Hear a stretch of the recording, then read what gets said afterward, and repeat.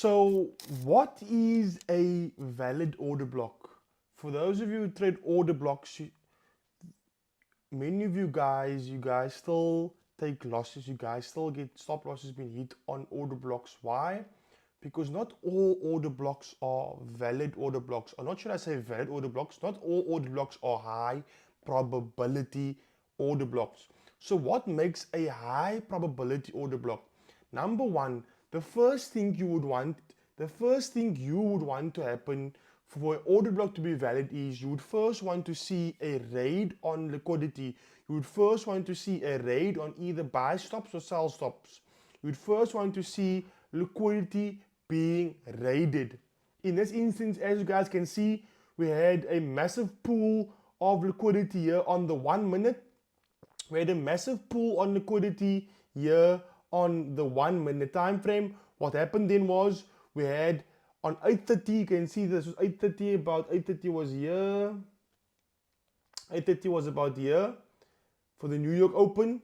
New York Open happened at 8:30, and what did we have after 8:30? We had a raid on the New York Open. We had a raid on liquidity. We had a raid on buy stops. People who went into longs had the stop loss placed below these liquidity, below this equal low, should I say, below this retail level of support. People had the stop losses placed below here.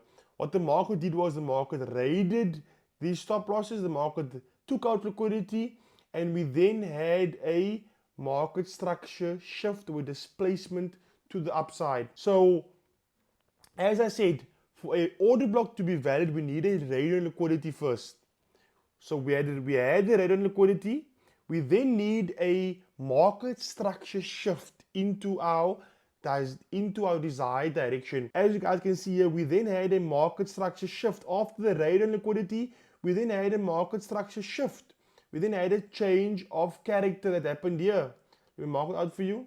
We had a change of character that happened over here. Mark it the market structure shift.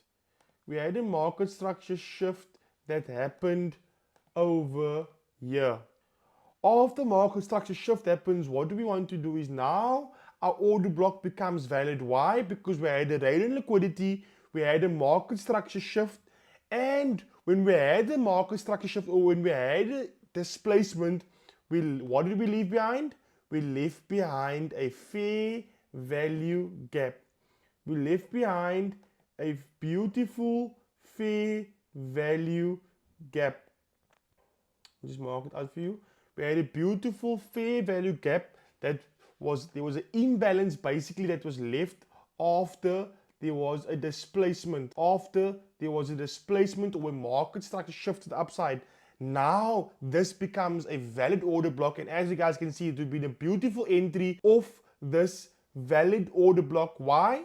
This order block, it had a raid on liquidity, it had liquidity stop, it had a buy stop or sell stop being raided. We then had a displacement to the upside or a market structure shift that left behind an imbalance.